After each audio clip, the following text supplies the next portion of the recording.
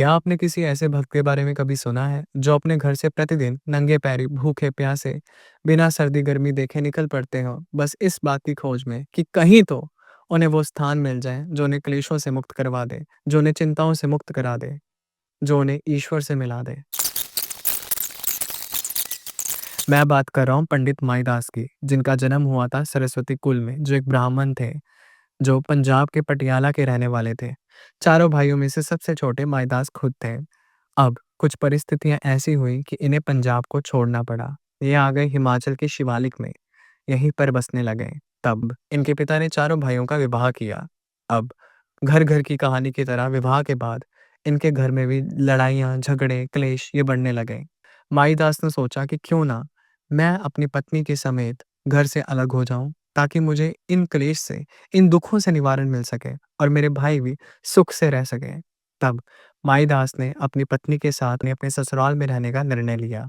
उन्होंने सोचा जब तक मुझे कोई काम नहीं मिल जाता, जब तक मुझे नया ग्रह नहीं मिल जाता, तब तक मैं अपनी पत्नी के साथ उसी के मायके में रह लूँगा। इतने में ही जब माईदास काम की तलाश में चपराव गाँव के पास पहुँचे, तब उन्होंने एक वट वृक्ष देखा।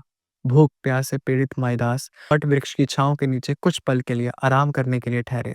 उनकी झपकी लगी, उन्होंने एक सपना देखा, एक ऐसा सपना जिन्होंने उनके पूरे जीवन को बदल दिया। उन्हें सपने में एक दिव्य कन्या ने दर्शन दिए। वो दिव्य कन्या जो 16 वर्षीय थी, जो अत्यंत सुंदर, अत्यंत मनमोहक और अत्यंत दिव्य थी। उस कन्या ने माईदास को कहा, तेरी तलाश आज यहीं समाप्त हुई।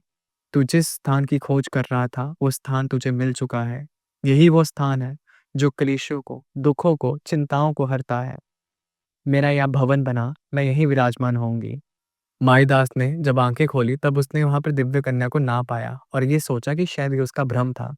वट वृक्ष के नीचे ध्यान करने पर माईदास को माँ दुर्गा ने सिंह वाहिनी रूप में दर्शन दिए। देवी के दर्शन पाकर माईदास भाव विभोर हो गया।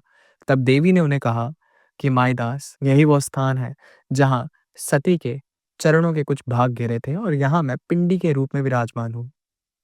इसके सामने ही उत्तर दिशा में पत्थर हटाते ही तुम्हें वहां पर एक मीठे जल की प्रवाह दिखेगी। उस जल प्रवाह से तुम मेरी पिंडी को स्नान करवाकर इसका श्रृंगार करना और मेरी पूजा अर्चना करना। माईदास ने पूजा अर्चना कर कर जब देवी को वहां पर सिद्ध किया, तब उन्हें देखकर अन्य लोग भी वहां आने लगे और तब लोगों की चिंताओं का निवारण होना शुरू हो गया। यही वो स्थान बना जो छपरो से चिंतपूर्णी कहलाया। वो चिंतपूर्णी जो चिंताओं का हरण करने वाली है।